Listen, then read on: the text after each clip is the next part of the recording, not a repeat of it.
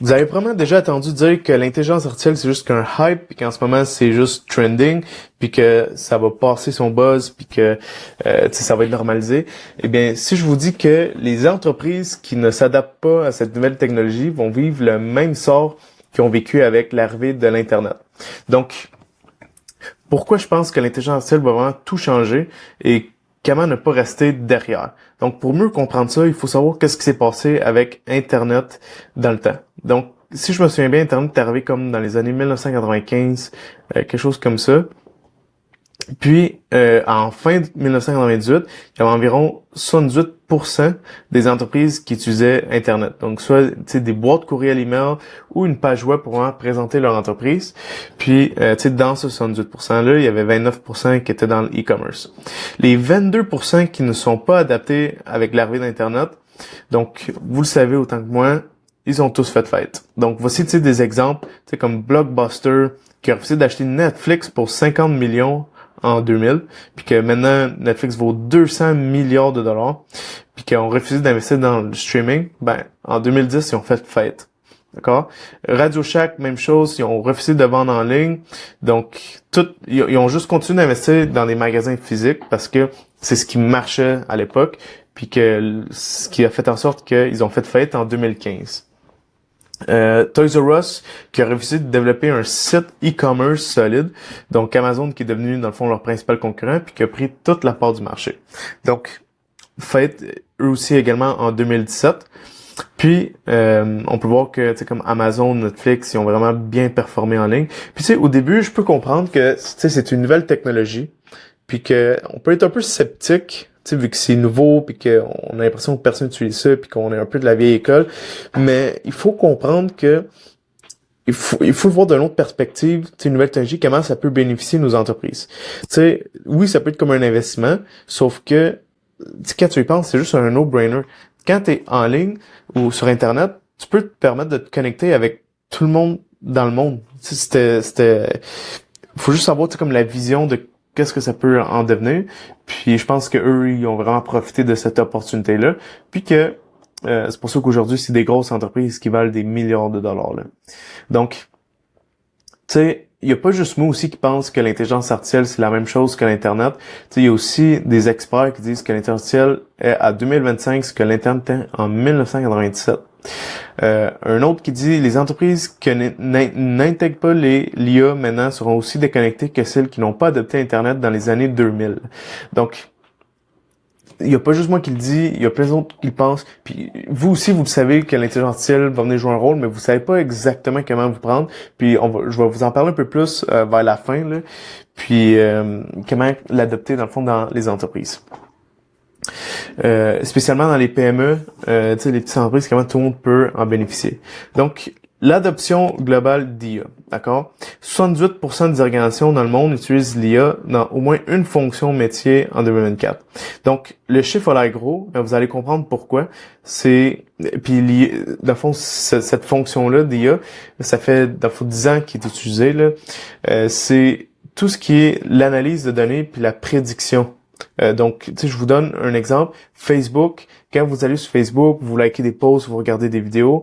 Puis, exemple, si vous likez un type de post ou vous regardez un certain temps d'une vidéo, l'intelligence artificielle dans l'algorithme, ce qui est les algorithmes, il va analyser toutes ces données-là, puis il va vous proposer d'autres posts ou d'autres vidéos que vous allez être susceptible d'aimer à cause que vous avez montré de l'intérêt. Donc, c'est surtout comme ça qu'il est utilisé, mais il y a plusieurs autres fonctions là, dans une entreprise, comment que l'intelligence artificielle peut être utilisée. C'est comme des chatbots de service client. Nous, on l'utilise pour notre acquisition de clients, puis dans le fond, on sauve comme littéralement un post qui est le setter. Donc, c'est un chatbot qui va écrire au prospect puis qui va les qualifier pour voir si notre offre c'est un bon fit avec le prospect. Puis si c'est un bon fit, il va aller booker un appel pour embarquer avec nous sur un appel entre nous puis le prospect. Là. Mais pour continuer, l'adoption parmi les PME et grandes entreprises. Donc, là, j'ai pris les données, mais c'est des États-Unis, là, puis il faut savoir que, surtout ici au Québec, on est tellement plus en retard que les États-Unis. Donc, si ça, c'est les États-Unis, Québec, on est encore pire. D'accord? Mais c'est aussi une opportunité parce que il y a beaucoup à développer là-dedans, puis c'est une opportunité ici aussi. Là. Donc, les États-Unis, dans l'adoption de l'IA pour les PME, en 2023, là, on était à 3,7%, puis on a passé à 6,6% en fin 2024. Donc, c'est vraiment pas beaucoup, là, d'accord? C'est là que ça a commencé. Puis, Verizon, qui fait une enquête, en 2025, montre qu'il y a environ 38% des PME et des entreprises intermédiaires qui utilisent l'intelligence artificielle dans des fonctions comme le marketing, le recrutement ou le service client. Donc, je vous dis, c'est là, de plus en plus que l'intelligence artificielle se développe, on est capable de prendre l'intelligence artificielle puis qu'il y a plus de talent aussi qui se développe, qu'on peut être créatif puis voir comment qu'on peut créer des automatisations ou comment utiliser l'intelligence artificielle pour nous aider dans nos tâches d'entreprise ou dans les opérations, etc. Évidemment, les entreprises sont les grandes entreprises sont 2 fois plus susceptibles d'utiliser l'IA parce que évidemment ils ont plus de données, soit ils ont plus de prospects, ils ont plus de gestion à faire. Donc, évidemment, ils sauvent beaucoup de temps. Mais, vous aussi, vous pouvez sauver du temps. Puis, si vous avez des bonnes fondations, le mieux c'est, là. Définition de priorité, 83% des entreprises considèrent comme une priorité stratégique. Donc, ça, c'est bon. 87% des leaders investissent, dans l'IA, ils constatent un retour sur investissement positif. Donc, comme vous pouvez voir ici, là, juste un recap. Donc, moi, ce que je vois là, une opportunité, c'est ici dans les PME. Donc, seulement que 38% utilisent déjà un peu l'intelligence artificielle, puis on peut encore plus le développer dans plusieurs autres fonctions. Donc, si je compare ça ici, 38% à l'Internet qui était à 78%, je pense qu'on peut vraiment aller chercher une grosse opportunité là. Donc pour ceux qui savent comment utiliser l'intelligence artificielle puis venir proposer des solutions à les entreprises, c'est important d'adopter l'intelligence artificielle le plus tôt possible parce que si c'est pas vous, vos compétiteurs commencent à l'adopter. Puis je prends un exemple dans notre cas à nous, où est-ce que nous aussi on l'utilise dans mon entreprise, puis que j'installe chez mes clients un système d'acquisition de clients qui est 100% automatisé. Comment que quelqu'un qui n'utilise pas l'intelligence artificielle veut compétitionner avec quelqu'un que dès qu'un lead rentre dans son CRM, il y a un message qui est envoyé automatiquement personnalisé au prospect. Donc comment tu veux compétitionner avec une machine qui travaille 24/7, puis que toi, exemple, tu vois tu dors, tu travailles, tu fais des affaires, tu peux pas toujours répondre à tes DM, tu peux pas toujours répondre au prospect, tu peux pas toujours l'appeler le prospect. Donc l'intelligence artificielle va pas venir nécessairement remplacer l'humain, il va juste venir faire il va remplir les petites craques que l'humain est pas capable de faire, puis l'humain va juste venir faire ce qui importe le plus, donc ce qui est plus des relations humaines, vraiment travailler avec les clients. Donc, honnêtement, c'est juste un no-brainer.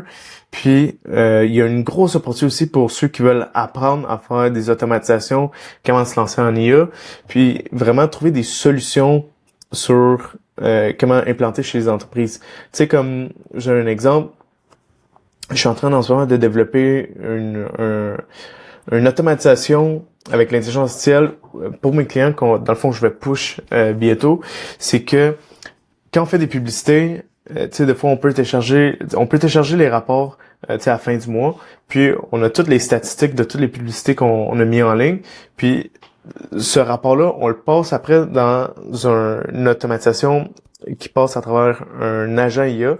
L'agent IA, il est entraîné comme un expert de marketing pour voir tous les chiffres puis faire proposer dans le fond des améliorations, voir qu'est-ce qu'il a moins bien été, qu'est-ce qui a bien été, trouver des patterns, de voir quel genre de publicité fonctionne mieux qu'un autre.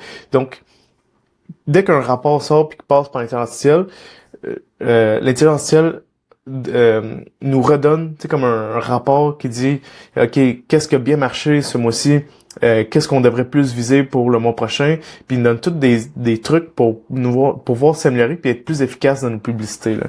Donc C'est juste qu'un exemple là, parmi d'autres. Tu sais, juste aussi avec des chatbots de support client sur des sites web, c'est juste fou. Tu sais, comme les personnes qui arrivent sur ton site web la fin de semaine puis qu'il a le goût de poser une question juste avant de passer à l'action, il peut juste chatter avec le chatbot, avoir ses informations, puis dès qu'il est prêt, il va passer à, tu sais, il va acheter, ou c'est plus interactif aussi, c'est un autre,